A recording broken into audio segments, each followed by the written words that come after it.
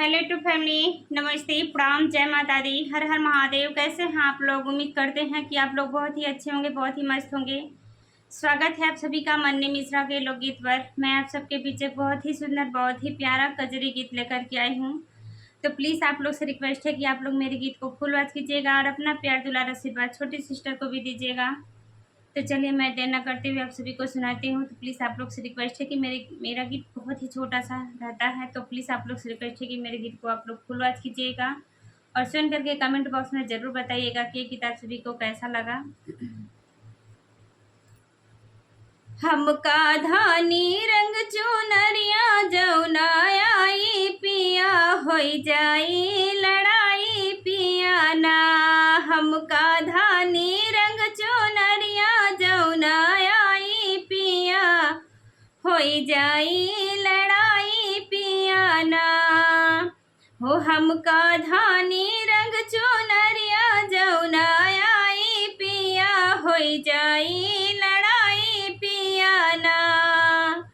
जीवना हम ना बनैबे सास ससुर ना खियैबे। जीवना हम ना बनैबे सास ससुर ना खियैबे। चाहे ससुर के लोगरी सियाई पिया होई जाई लड़ाई पिया ना। चाहे ससुर के लोगरी सियाई पिया होई जाई लड़ाई पिया ना। हमका धानी रंग चुनरिया जौना आई पिया होई जाई लड़ाई पिया ना।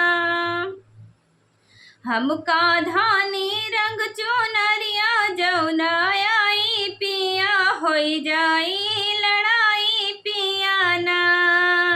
जेठ जेठनी संग ना रहबे हिस्सा खड़ खड़ बटवबे। जेठ जेठनी संग ना रहबे हिस्सा खड़े खड़ बटवबे। चाहे पुलिस का चहरी चली आई पिया होई जाई लड़ाई पिया ना।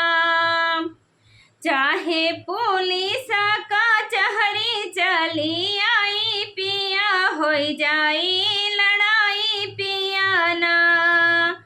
हमका धानी रंग चुनरिया जौना आई पिया होई जाई लड़ाई पिया ना। हमका धानी रंग चुनरिया जौना आई पिया होई जाई लड़ाई पिया ना। ननदी के ना देव कलेवा देवर करबे ना सेवा। ननदी के ना देव कलेवा देवर के ना करबे सेवा। तोहसे से जिया पे झगड़ा मचाइब पिया होई जाई लड़ाई पिया ना। तोहसे से जिया पे झगड़ा मचाइब पिया होई जाई लड़ाई पिया ना। तोहसे से जिया पे झगड़ा मचाइब पिया होई जाई लड़ाई पिया ना। हमका धानी रंग चुनरिया जौना आई पिया होई जाई लड़ाई पिया ना। हमका धानी रंग चुनरिया जौना आई पिया होई जाई